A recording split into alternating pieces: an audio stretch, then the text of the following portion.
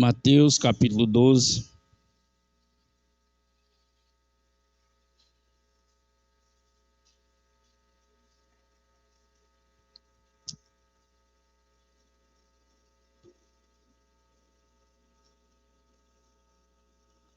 A vida de uma igreja,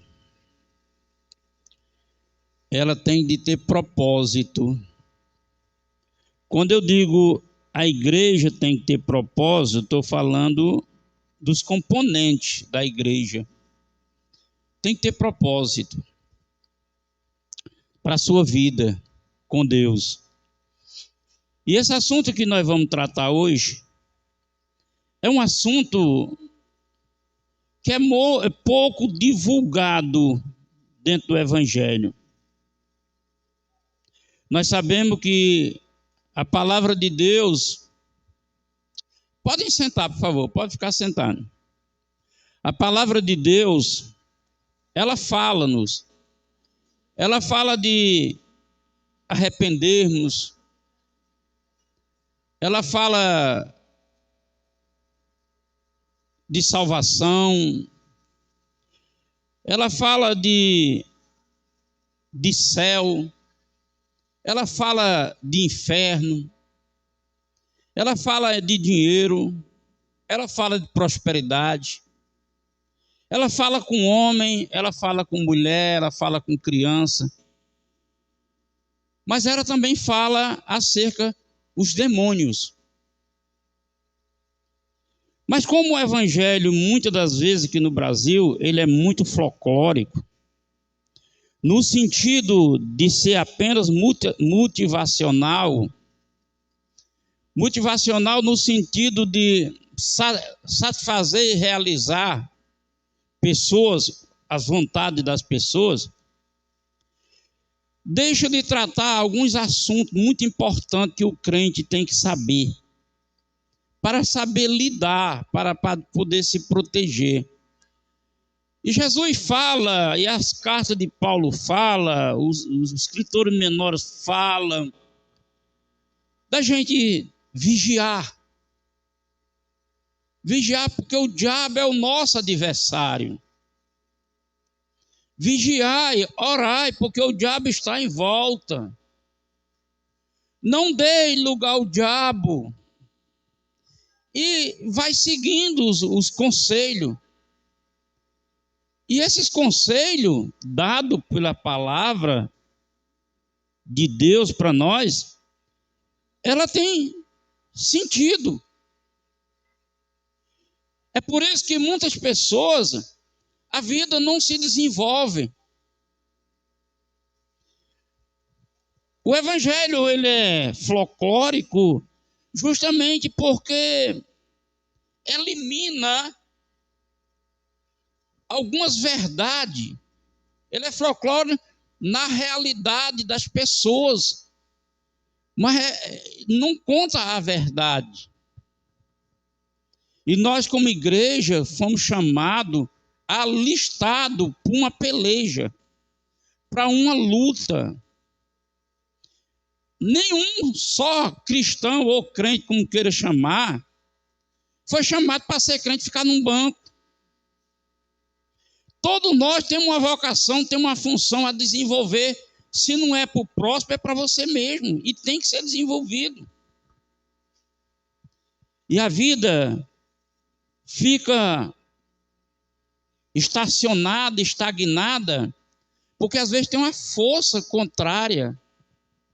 E a pessoa fica imaginando e dizendo: o nome de Jesus tem poder. O sangue de Jesus tem poder. Eu repreendo em nome de Jesus. Aprende a falar folcloricamente, não vivendo a verdade. Porque muitas ações na nossa vida, que é uma operação do inimigo, somos nós que permitimos. Nós abrimos a brecha para ele. Então, se eu dou um lugar a ele, eu não posso retirar. Eu não posso retirar querendo usar uma autoridade. Se eu não fecho, tem que se organizar. Louvado seja Deus. E nós vamos tratar desse assunto aqui, para você entender, capítulo 12 de Mateus, e o versículo 25. Mateus 12, 25 diz assim: Jesus, porém, não, vamos ler do 22. Trouxeram-lhe, então, um endemoniado. Veja bem, olha, o assunto.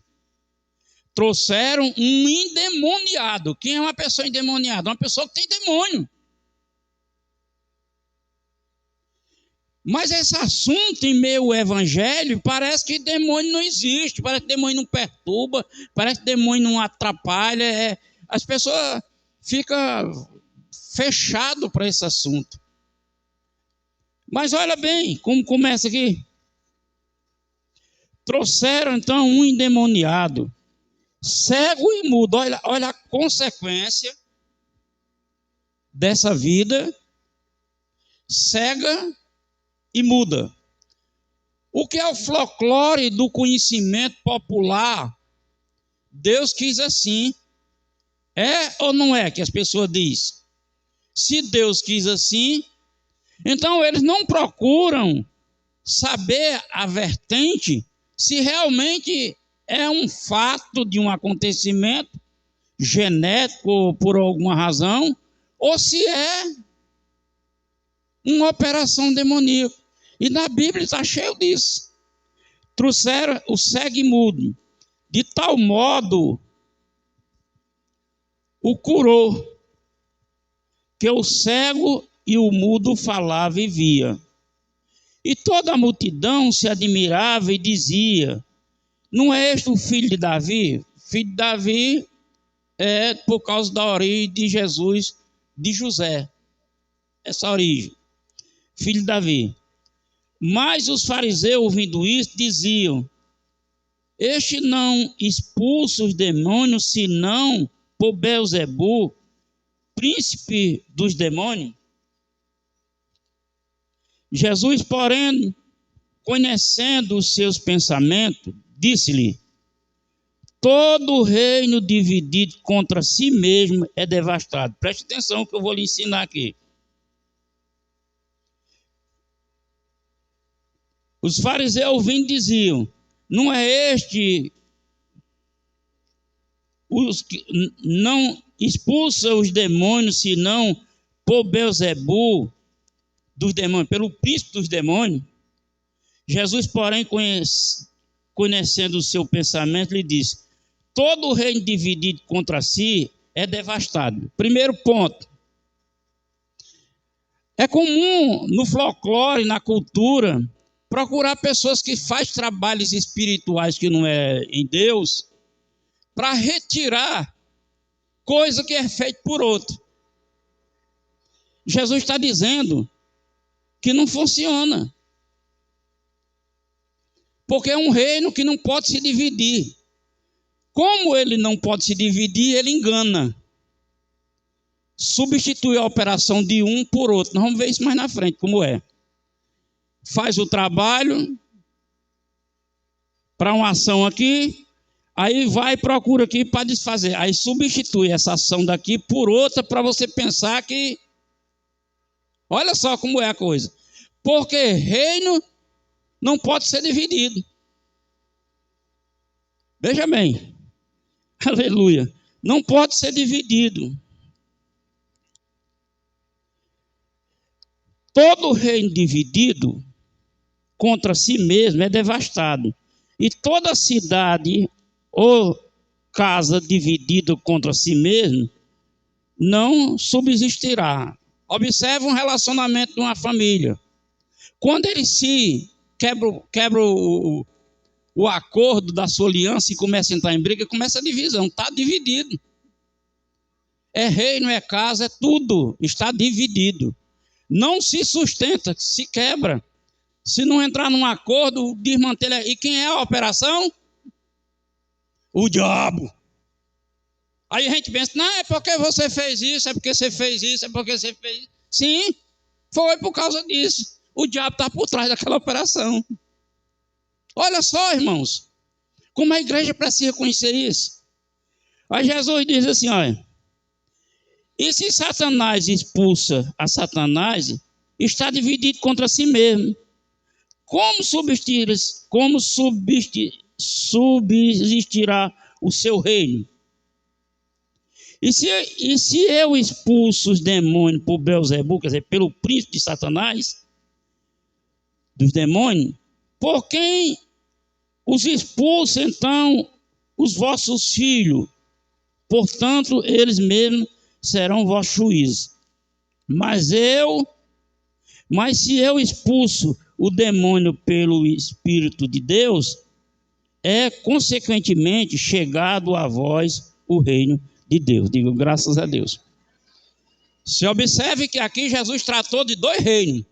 Um reino de Satanás e um reino de Deus.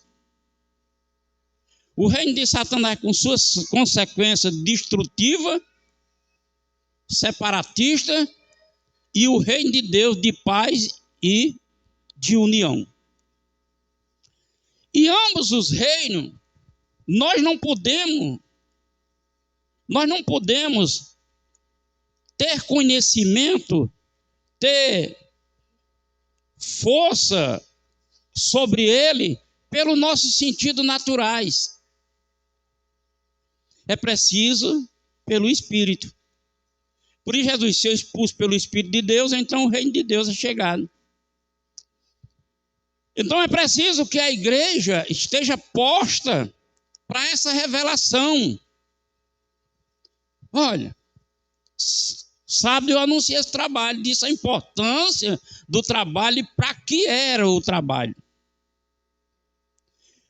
Porque todos esses trabalhos que eu faço, que eu chamo para fazer, é baseado em algum acontecimento, em alguém da igreja. Eu não faço porque eu penso, eu sonhei, não. Eu faço porque é consequência que acontece em alguém da igreja. E eu dei como testemunho, eu mesmo e a minha esposa. Mas muitos de vocês, ou alguns de vocês, chegam para mim e contam como está a sua vida. O que está acontecendo quando dorme ou não consegue dormir.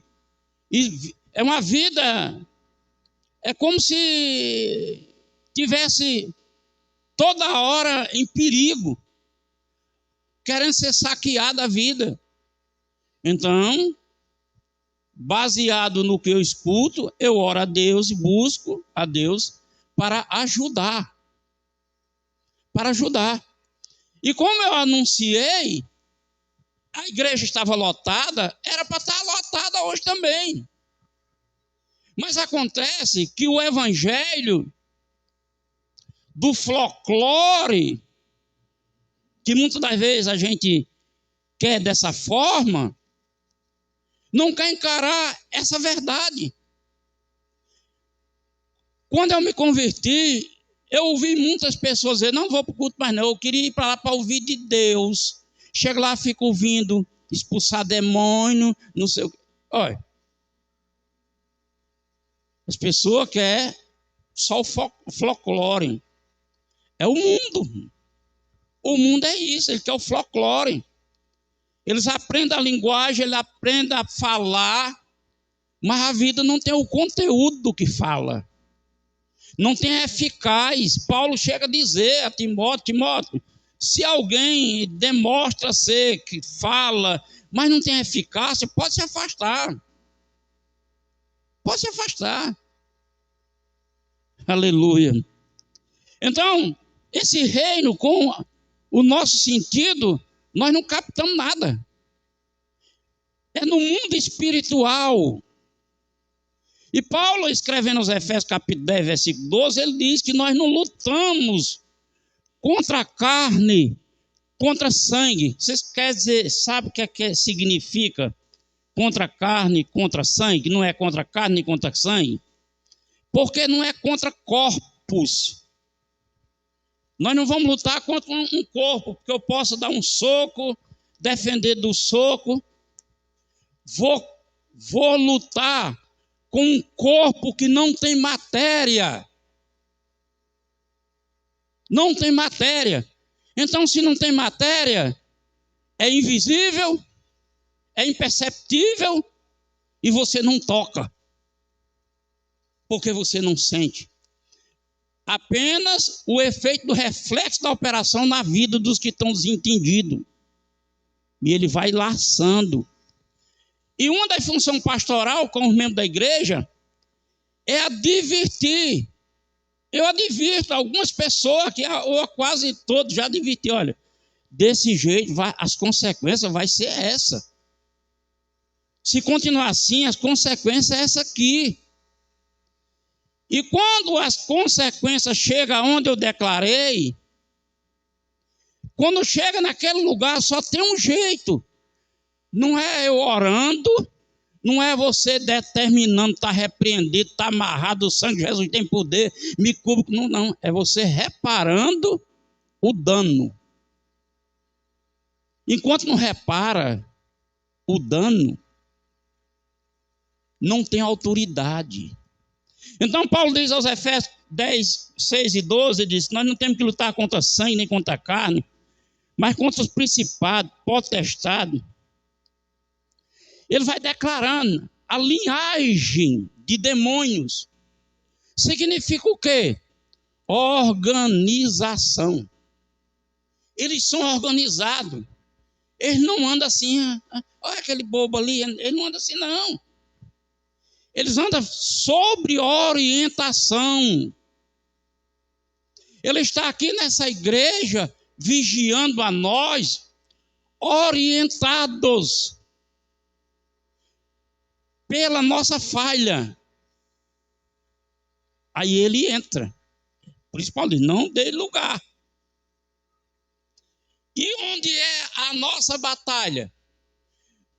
Nós sabemos que, eu vou dizer isso, mas para vocês entenderem, vou falar lá e vou falar no texto também. Vocês lembram que o livro de Jó é um livro poético, mas um livro de muita ciência. E em uma conversa, Deus pergunta a Satanás, de onde tu vem? Eu estou por aí rodeando a terra. E tu viu meu filho Jó? Eu vi. Aí ele elogia Jó, ele dá um elogio. E depois também do que você faz por ele, ele também não nega nada. Ele diz, não, você pode tocar. Olha onde é a conversa. Agora vamos para o Novo Testamento. Jesus chegou para Pedro e disse, Pedro, Satanás acabou de pedir para lhe peneirar. Aí Pedro, em vez de aceitar o conselho de Jesus, disse, Senhor, eu estou pronto para morrer no seu lugar, por você. Quer dizer, aleluia. Olha só o sentido. O que quer dizer isso? Paulo escrevendo aos Efésios, ele diz que a nossa luta com esses principados, potestades, é nas legiões celestiais. A nossa batalha é vencida lá, não é aqui. E quando é que eu batalho lá? Paulo escreve aos Efésios, capítulo 2, versículo 8. Jesus nos ressuscitou e sentou a nossa destra em lugares celestiais. O nosso espírito está nas legiões celestiais com Jesus. Lá é que é decidido, lá é que é o confronto ao lado de Jesus contra os que vêm, os principados, as potestades que vêm contra mim. E como é que Jesus me defende se eu não me corrijo? Não tem defesa. Não há defesa. É por isso que João escrevendo na carta quinta do primeiro livro dele, da epístola dele, no capítulo 5, e versículo 20, ele diz, olha, todo que é nascido de Deus não peca. Todos que são nascidos de Deus não pecam. E há pecado para a morte, e há pecado que não é para a morte. Todos são nascidos de Deus, não pecam. E há um pecado que é para a morte, e há um pecado que não é para a morte. E qual é o pecado que é para a morte? E qual é o pecado que não é para a morte? Se você é nascido de Deus, você peca. Mas você tem que ter o entendimento de pecar involuntário. Involuntário. Esse pecado não lhe mata, porque o sangue de Cristo lhe protege. É involuntário. Vem a você o arrependimento. Você ora e pede perdão. Qual é o pecado que mata? O que eu faço voluntariamente, eu sei que estou errado, estou pecando e estou fazendo. Aí esse erro meu, lá na região celestial, Jesus, eu do lado de Jesus, o capeta vem requerer. Vocês esqueceram que Satanás requereu até o corpo de Moisés, porque Moisés tinha matado uma pessoa lá no Egito? Ele vem requerer. Isso é evangelho do nosso Senhor Jesus Cristo, irmão. Não é evangelho de folclore, não. É um evangelho que a gente tem que buscar o melhor para a gente, porque Deus tem o melhor. Eu não estou pregando isso, irmão, para exaltar Satanás de forma nenhuma, que ele não tem nem como ser exaltado.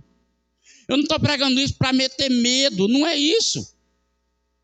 Eu estou pregando para que você se posicione, para que Deus possa trabalhar na sua vida e você ter a autoridade de Deus.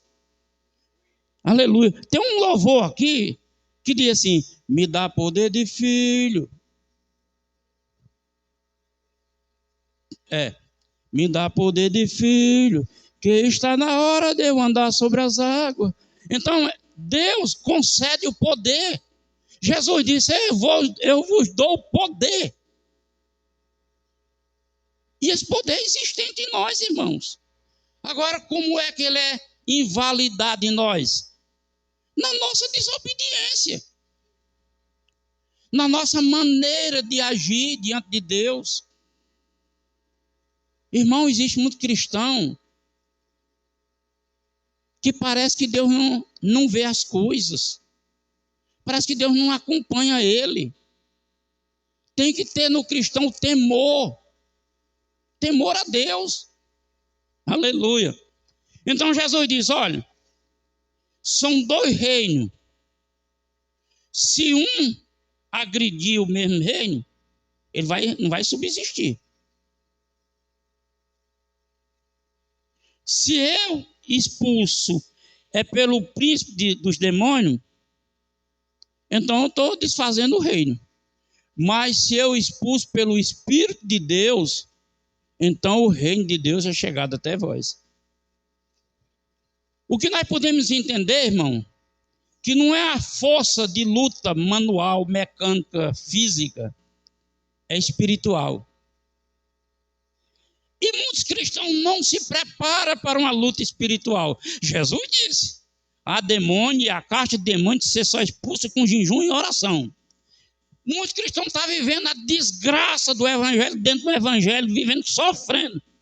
Pergunta: durante esse dia de seu sofrimento, que tempo de oração é sua e que tempo de jejum você fez? Pergunta. Não tem jejum e nem tem oração. E nem tem conserto do erro. Nem tem a liberação do pecado, do perdão. Aí como é que vai funcionar, gente? Está iludido. Está iludido. Então Jesus disse: olha, eu expulso sim, é com o Espírito de Deus, porque agora é chegado o reino de Deus até vós. Então o reino de Deus é um reino de uma autoridade celestial, suprema e eterna, de um Deus que é único e somente Ele é o poder. Satanás nada mais, nada menos, só tem duas coisas: a mentira e a tentação. Jesus disse: ele é o pai da mentira. Quando ele fala a verdade, é mentira. Aleluia, olha só. Ele falando a verdade, está mentindo. Olha só como é que é. E a tentação é o que ele tem. Mas ele se torna forte, valente, poderoso, perigoso, principalmente porque o ser humano não se arma para o combate. Não se arma. Tem que se armar. É muito comum a gente ouvir dizer: com Deus está difícil, mas difícil é sem Deus. Quem já viu dizer esse ditado? Muito bem. A gente ouve, irmão. Difícil com Deus, imagine sem Deus. Você sabe do ditado. Você sabe dizer quando as coisas estão boas para você, quando está tudo bem. Mas quando está no mal, você não sabe agir para condizer o que você disse. Se é difícil com Deus, imagine sem Deus. Agora eu estou difícil com Deus, mas eu vou buscar Deus para melhorar. Paulo considerou a vida espiritual, irmão, como um bom combate. Um bom combate. Agora, veja bem. Paulo foi aprisionado. Paulo foi açoitado várias vezes. Paulo sofreu naufrágio. Paulo foi picado por uma serpente. Olha, a vida de Paulo. Paulo foi ameaçado. Se descesse para Jerusalém, ele seria preso. E o que tinha de bom para ele lá era peia e cadeia. Tudo isso. E ele agia naturalmente. Naturalmente. Ele ia e as coisas aconteciam com ele. Mas ele não estava nem aí. Por quê? Porque a guerra dele não era com o homem. A guerra dele era com o inimigo da alma. E a alma e o homem podia estar preso. O corpo podia estar na peia, sofrendo as consequências da chibatada. Mas a alma estava livre. É por isso que ele, depois de apanhar, levar 39 chibatadas uma vez, 2 vezes, ele cantava preso. Porque se você viver preparado, buscando a Deus para viver a realidade da vida de um cristão, se Deus não livrar você do perigo, Ele dá condições para você suportar aquela etapa do perigo. Se Deus não lhe livrar do açoite, Ele dá condições para você suportar o açoite. Aleluia. Alma livre. É por isso a desistência de tanto cristão. Salomão escreve em Eclesiastes algo muito interessante. Ele disse: eu analisei a alma humana. Eu fiz uma reflexão, eu analisei o homem e a mulher, eu pensei tudo direitinho. E eu cheguei a uma só conclusão. Deus fez o homem perfeito, mas o homem gosta de se meter numa confusão. E é isso que o ser humano é. O homem gosta de desobedecer para entrar em confusão. Ele não honra a palavra que dá, ele não agrada no momento de agradar a Deus, ele só pensa nele, é egoísta. E isso faz com que ele sofra grandes consequências. Então, aqueles homens, os fariseus que acusaram Jesus, ele diz: pois então,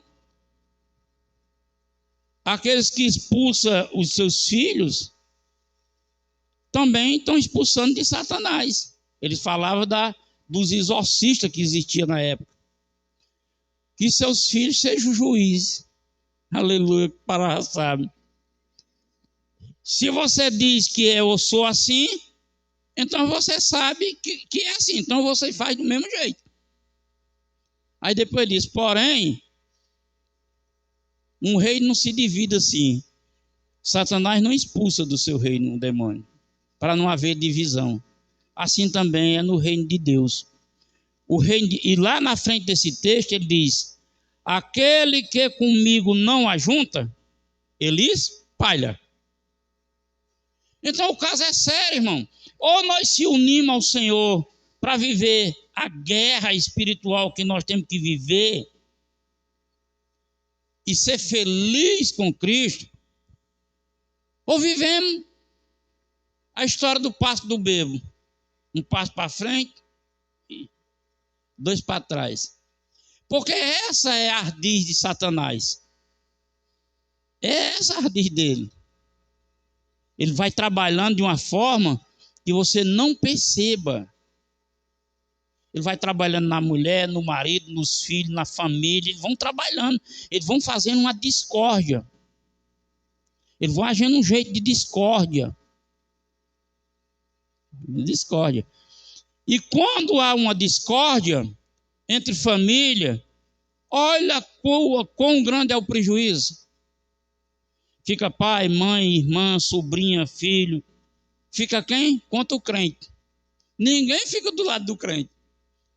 Você quer ver arranjar uma confusão no meio da sua família e espera ver se tem alguém do seu lado. Fica ninguém. Fique firme no Senhor, defenda o Senhor e arranja uma confusão no meio da sua família. E espera alguém ficar do seu lado. Você completamente com a razão. Ainda vai dizer, você não devia fazer isso não, porque você é crente. Vai levantar. Você não diz que é crente? Levanta, aleluia. Então, Jesus, ele nos capacita, irmão, para essa guerra. Ele nos ensina. A questão do evangelho é porque a grande maioria do evangélico, quem já viu dizer assim, venha a nós o vosso reino, venha a nós o vosso reinado. Sendo para mim, venha, mas sendo para doar, a questão está aí. Dentro do evangelho existe essa cultura de só querer receber as bênçãos de Deus. Mas a carta de Paulo aos Hebreus, capítulo 6, ele diz assim, Deus espera mais de nós em nossa salvação. Deus espera o quê? Mais. E o que é que Deus está esperando de nós? Que nós sirva, irmão. Nós sirva nem que seja para nós mesmos. Já que eu não tenho coragem de servir para o outro, sirva mesmo para mim, deixar Deus permitir a obra em mim. E isso muitas vezes o cristão impede. Inacreditável. Então, amado, o propósito de hoje é dessa unção que nós vamos fazer para nos liberar dos acontecimentos de nossas casas. Principalmente quando vamos dormir. Você não imagina como a maioria das pessoas são perturbados no seu sono. Você não tem ideia. Hoje em dia, nem tanto. Porque eu fui desfazendo isso. Mas o que no começo desse trabalho, o que tinha de gente que chegava para mim e disse, pastor, eu queria lhe contar um sonho. Eu sonhei isso. Aí, peraí, não tem mais uma coisinha, eu sou isso. É uma perturbação só. É um sonho que andando a cavalo, se o cavalo for fraco, antes de chegar ao final do sonho, o cavalo cansa e você tem que ir o resto a pé. É triste. Então, as pessoas são perturbadas. Um espírito perturbado, um espírito inquieto. Esse trabalho é para a gente ter essa paz. A paz que Deus promete para nós. Vamos receber, gente, em nome de Jesus. Amém?